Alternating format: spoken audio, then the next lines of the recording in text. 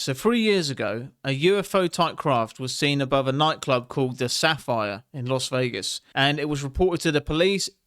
Even people were calling the club saying, "Boys, there's a flipping UFO above. Maybe they want to chuck some bills in there." But this is the lights that they saw above the club, and it was just sat there, dead silence, not moving, not spotlights, no other shows. The only spotlights we're going to see are the ones from this club. So it's super weird. But there's only one clip of this event, and it's about 10 seconds long. So this is the full 2-minute clip. Someone downloaded it and sent it to me. So, man, I am excited to see this. What's happening? There's a UFO directly above the club right now. I wouldn't leave it out of the classroom, honestly. I don't know what he's thinking. Yeah.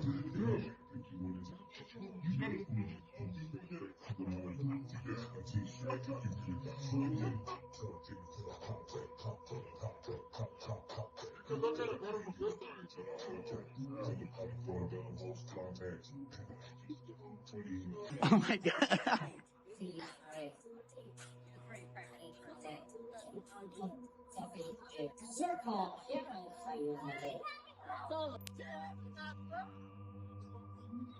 What the hell is this? Honestly, this is really strange. I mean, we're here every night. I've never seen anything like this.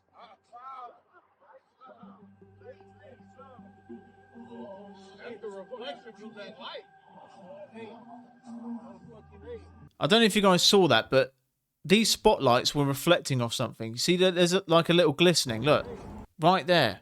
So something's up there. Something is up there. Maybe, man, because no one can say for sure if aliens like doing this sort of thing. Maybe they're seeing us humans and going, they're having a good time. We want a good time.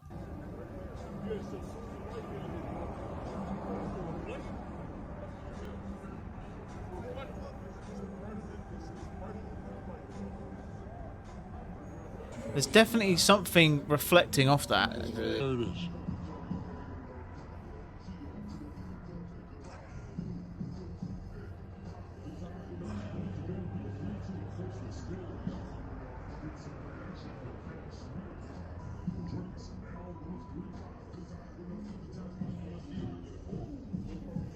I mean, imagine that. You're just at work and your boss calls you and says, "Oh, you go outside, there's a UFO above." I would say, look, "Oh, no, they're coming to get us. Got to go home. Got a headache. They tried to abduct me. I've got to go home now. Just take the day off." Is that a gang sign? Have you, Oh, like you don't know what it is. You don't know what that is. I have no idea. You don't know. Jimmy Fallon doesn't know. David Letterman doesn't know. We don't know. All the comics and show business don't know what this is. What is it? Come on, Jimmy. Seriously, the time is up. People are hip to this kind of stuff. I'm here tonight to blow the lid off it, to be the whistleblower. I'm sick and tired of the secrets and the lies. It is the secret symbol of the Illuminati, and you're a part of it, and it is the all-mocking tongue. Oh, I like it. For years now, talk show hosts, people on television, people in sitcoms have been hired by the government to throw you off the track, to distract you, to make you laugh, stuff like that, make you happy and docile so you don't know what's really going on. And one of my favourite films of all time is Dumber and Dumber. Like, you can't get better than that film. And to see him switch up and be, you know, like this is different. But I get what he's saying. And a lot of people were laughing at him because he is a comedian and people think he's actually joking. But I don't think people were laughing. I really feel like they put the laughs there to make people who are watching to laugh, to know it's not to be taken seriously. You know what I mean? But you can't trust these talk shows because they actually have computers in the back that play laughing when people say certain things. So people like me and you who watch it go, "Oh, he's probably joking then." There's a theory on the firstborn, and it's actually in the Bible. Yeah. So every firstborn, they have one duty and they have one purpose they have to fulfill, even if it's not in the way you think. Oh, what, like taking care of your sister or something like that? No. So every firstborn of every single family has a duty to serve God. And the other siblings, they can do whatever they want. But in some way, the firstborn always has to serve God. I low-key kind of get that. You get what I'm saying? Like, in Yeah. some way they are. Yeah. So look at your firstborns that you know and see how they move. Okay. Are they doing anything to serve God in a way? Oh, Because that's like their purpose. That's kind of crazy. It's interesting. Why very only the interesting. first though? I think they're obliged because they're the oldest or something like Yeah, that. and then they would have to pass it down to maybe like the younger. No, they don't pass it down. Like, Oh, they don't pass it down. Once That's their duties. Yeah, that's their duty. Oh, That's fuck. the firstborn is their duty. Firstborn. Yeah, I know a lot of firstborns that are really religious. Not even that, just like what they're doing. It doesn't matter what you're doing. Well, for me, that checks out. I'm the firstborn, and I do my best to serve God in the way I can. But I'll be interested. Leave a comment down below, right? If you've got siblings or you know a firstborn, tell me if that's the same for you as well, because that's a crazy theory. Just read that for a second. Robots need your body. AI can't touch grass. You can. Get paid when agents need someone in the real world. This is a real website. This is like the end of the world is coming, I'm telling you, because now AI, it's flipped. We're using AI to, make our lives easier, but now AI are renting human beings to do stuff for them. I'm telling you, Terminator's coming, mate. Arnold Schwarzenegger's going to pop out of that portal. Become rentable. Browse humans. So if an AI wants you to do something, they can do it. They can look. People are charging $1,500 per hour, $50 per hour. That is nuts. Search humans. Get human. Get booking. This is not good. So this person created this, and 200. He started this up yesterday, and 200 people have signed up to it. But I've never thought about it like that. AI getting humans to do tasks because they know they're not human beings. That is terrifying, isn't it? Okay, so everyone in the US is showing how their bread does not dissolve underwater. Underwater? Crikey, mate, there's an alligator here. Sorry.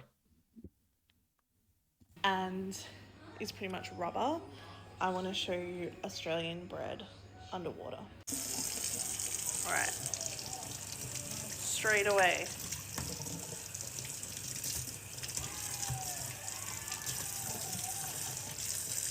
This is Sara Lee honey wheat. And that's a sponge, isn't it? Basically a sponge. Just like the video showed, I decided to try it.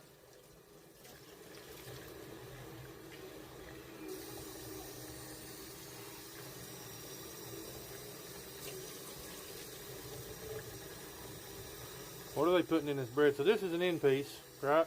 Or whatever you call it. So I got a regular piece sitting here. So I'm going to try it.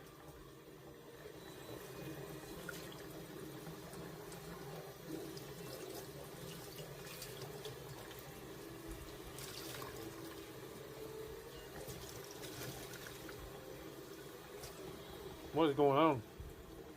Now we know if we're ever doing the washing up and we ain't got one of those scrunchies, just whack out a loaf of bread, mate, and just scrub the dishes with that instead. You don't need a dishwasher. You got a loaf of bread? Use that. Everywhere we look, we can't enjoy nothing. We can't enjoy any food now. And if I keep doing these YouTube videos, I'm going to be that much of a conspiracy theorist where I'm going to live out in the countryside, buy about 100 chickens, and I'm going to watch them push out those eggs because I don't trust them. There might be some bloke hidden there with a little needle injecting those eggs. I'll tell you what, I'm going to watch those flipping chickens, push them out, put them straight in a basket, whack them on some toast, mate. Well, cook them first, but... Remember that tunnel the government sealed off, supposedly to protect people from whatever might be on the other side? Well, they decided to open it again, and what they saw inside is absolutely terrifying. This place is known as the Inunaki Tunnel, one of the creepiest and most mysterious locations in all of Japan. Even before reaching the entrance, your phone completely loses signal, meaning if something happens to you, no one will ever know. Locals say this area exists outside Japan's laws, and anyone who steps inside risks never coming back. People tried exploring it through Google Maps, but the app froze and crashed every single time. The government insists it's just an abandoned village. But then, why are they reinforcing the tunnel walls every single year? One man decided to stream his journey inside, and what he captured was not a village, but something truly horrifying. What appeared next on his stream left millions speechless. To see the full video, type Inunaki tunnel inside in search. If there's no phone signal in there, how's that guy live streaming? All right, maybe he's got the flipping 10G, mate. I know this place is real, but what's the point in going in there? You know, if you're a lunatic, if you're a nutcase, this is the place to go, because the government are saying, look, if something happens to you in there, we don't care about it. So all the nutters of the world are going to go, right, I'm setting up shop in the middle of that tunnel. But it is going to bother you because you're human, and I was human. I am human still. But I was just referring to myself in the past. Not that I was not human.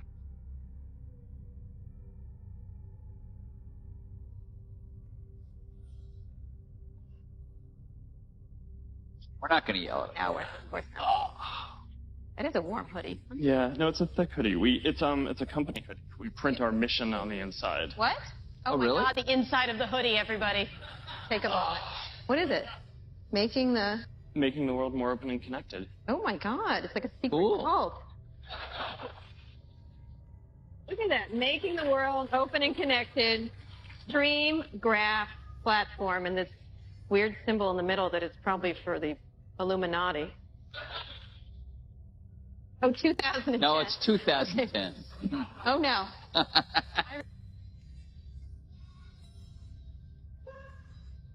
Right, did any of you notice, but his flipping neck puffed out like a puffer fish. Look, watch his neck.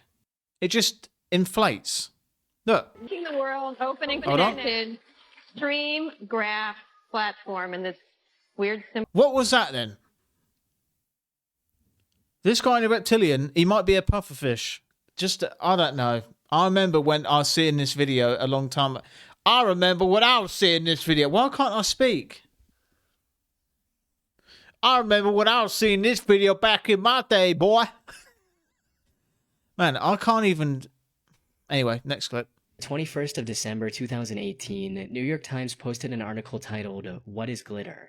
This was supposed to be nothing more than an educational article on what glitter is and where it's used in our day-to-day lives. However, what its author didn't realize at the time was that this would ignite one of the most heavily debated rabbit holes in internet history. It started with an odd conversation between the article's writer and a manager from GlitterX, which is one of the largest glitter manufacturers in the US. When I asked Miss Dyer if she could tell me which industry served as GlitterX's biggest market, her answer was instant. "No, I absolutely know I can't." I was taken aback. "But you know what it is?" "Oh, God, yes," she said and laughed. "You would never guess it. Let's just leave it at that." I asked if she could tell me why she couldn't tell me. "Because they don't want you to know that it's glitter. If I looked at it, I wouldn't know it was glitter? No, not really. Would I be able to see the glitter? Oh, you'd be able to see..." I have no clue why it's in reverse, by the way. No idea. Well, there are obviously people that know, but it's not public knowledge what glitter is. Why? Why is it a big secret? Where does it come from? Just an innocent thing like glitter is a conspiracy. There's just no chance for us, is there? Now we know that flipping food are conspiracies, music, films, glitter, flipping AirPods, 5G, mobile, Wi-Fi, computers, all our gadgets. There's no rest for us in this world, is there? A new scan of the Titanic just came out, and it's actually changing a lot about what we thought we knew about the night it sank. So this is the first ever full view of the Titanic sitting at the bottom of the ocean, and it was made by robots that took 700,000 photos and put them together for this 3D model. The images were put together for this National Geographic documentary, but once they started looking at the pictures, they were like, whoa, whoa, whoa, whoa, this is actually different than what we thought. Some of the images were of stuff they've never seen before, like this is a window and they believe that the glass was broken by the iceberg. But then they got to this image, which is of the boiler room, and they noticed something. According to this image, one of the boat's steam valves was left open as it sank. And maybe it doesn't sound like it's a big deal, but that means that someone was operating the boiler room as the boat was sinking, and that was not believed to be true. For the longest time, it was believed that the lights on the Titanic went out while it was sinking. Even though eyewitnesses remembered the lights being on as it sank, they were basically told they were crazy and that was impossible. But now we have a scan showing that the boiler room was operating as the boat was sinking, meaning that the lights were on while it was sinking. They were also able to make a model of where the iceberg hit the boat, and they realized that the iceberg was making contact with the boat for 6.3 seconds, which was previously unknown. And also the contact it made was relatively shallow. It was not these huge gashes that tore the boat apart. Even looking at those images makes me sweat, because I'll tell you what, that is my worst nightmare, would be trapped in the middle of the ocean on a flipping boat and it sinks into darkness in the middle of nowhere. Man, that, if I could choose, that would be the bottom of the list, let me tell you. Really is. And I won't ever go on a cruise. You won't see me on a cruise, mate. I don't need to go on a floating shopping centre to have a good time. If I need to go to the shop, I've got Amazon Prime. I don't need to go out and, you know, be on a floating flipping shopping centre. That's like worst nightmare for me. And the fact that whilst I'm shopping, which every man hates to do, I got to worry about flipping sinking as well. These governments, the Canadian government, the American government, if they are in possession of spacecraft, if they have made contact with aliens, why don't they tell us? What I was able to learn is that the issue of secrecy dates back into the early 1950s. And in 1959, actually, NASA had a study conducted by the Brookings Institution in Washington, D.C., addressing the issue of whether this alarming issue of a confrontation with an extraterrestrial culture should be released to the public, this information. It was determined that there would be grave consequences for just an overt public pronouncement by government officials. So a determination... What does that mean? We would all panic? Well, not necessarily just panic, but the issues that it presented, not only theology, but issues involving economics, standards of monetary concerns. If you acknowledge type of technology that renders fossil fuel-related industries obsolete, yes, for example, you have grave consequences economically all the way around the world. Of course you do. All our values are rendered so useless and worthless then, yes. The determination was made that the only way to avoid this chaos would be through a slow indoctrination process over a matter of decades. Right, I have my own theory on this. I think their biggest tactic is divide and conquer. They want us to hate each other. That's why there's always two sides in everything, in politics, sport, films, opinion. You know, there's always this team and that team, and they just chuck fuel in the fire to make sure these two hate each other. And then there's people in between, people like me. And I'm not saying I'm special. I just don't get involved in all of that. I don't care about politics. I don't care about drama. I don't care about really what people think is better. I don't. I just kind of do what I like to do, focus on my family, friends, and what I enjoy. And that's it. I don't get caught up in all the rubbish because it's easy to. I think they want us to hate each other. Divide and conquer was the most used tactic in war, and it works. And I think that's exactly what they're doing with all of us. Make sure we both hate each other. If they said aliens are real, a lot of people would unify and start looking up the other way. They want us looking down. They want us to hate each other. If we figured out a way to really, truly love each other, to love strangers, which is incredibly difficult because we don't know each other. But to try, imagine that, just a week, 7 days of Earth where there was no hate, no violence, and just love and respect for each other. Imagine how different the world would be. And they do not want that to ever come to possibility because we will never ask the right questions. As long as we're all divided and distracted and, you know, entertained. It's like the Roman circus. You know, when all the people used to get riled up, you know, they would start the circus to keep everyone entertained. The chariot races. It's the same thing. I really think not caring is a superpower, and I do care about things. Of course, I care about things that I deem important in my own life. You know, family, friends, health, my well-being, my physical health, my mental health, people close, my YouTube channel, my videos, you guys, how much petrol my car's got. You know, simple things. I try not to really go outside of that circle because it's so easy to get affected by these things.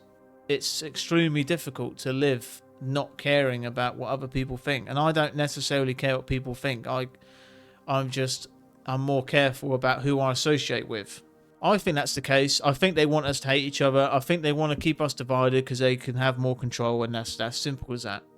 All right, if we all just said, you know what, who cares about all the world's problems? Who cares about all the stuff they're telling us? Who cares, mate? It's much better. Life is so much better. One of the best things I ever did was just stop watching the news. Stop looking on social media. Stop scrolling on social media platforms because it's just, man, it's stuff. It's just all, and I can't swear, But you know what I'm going to say? It's all BS. All of it. Social media is poison for the soul. Anyway, I hope you enjoyed the episode. Have a great week. And I'll see you all again tomorrow. I'll see you then.